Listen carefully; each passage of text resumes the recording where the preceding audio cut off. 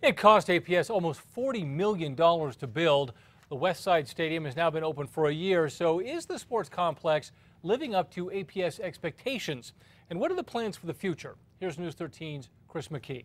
Yeah, Dean, APS says they have already had more than 70 football games here at this new complex, and they plan to open up the track for competition this school year. They say the investment is paying off and then some. From the parking lot through the front gates.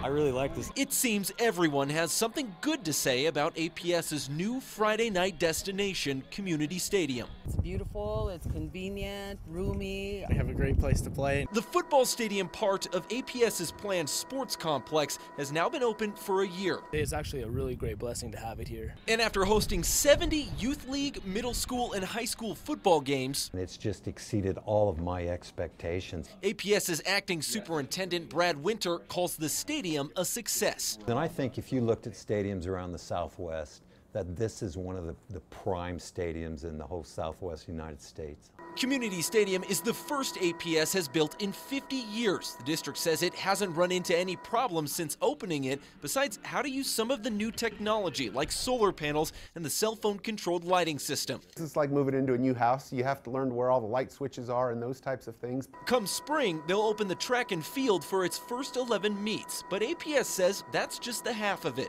There's a lot more property out here that APS also wants to develop for more sports fields, and they're looking for bond money to do that. We're going to put baseball fields and softball fields out there as well as tennis courts. APS says that will happen in about 3 to 4 years. The city also wants to put soccer fields next door at about the same time. But we're going to have 200 acres of sports and recreation facilities on the west side. So that's something that is very unique. Now, you might remember this original design for the stadium that APS had. It had awnings on it to protect fans from the sun and rain, but that got scaled back because of cost. APS says it has no plans to add them in the future. Back to you, Dean. All right, Chris, thank you. Next up, APS wants to pour lots of money into fixing up 51-year-old Wilson Stadium and Milne Stadium, which is 75.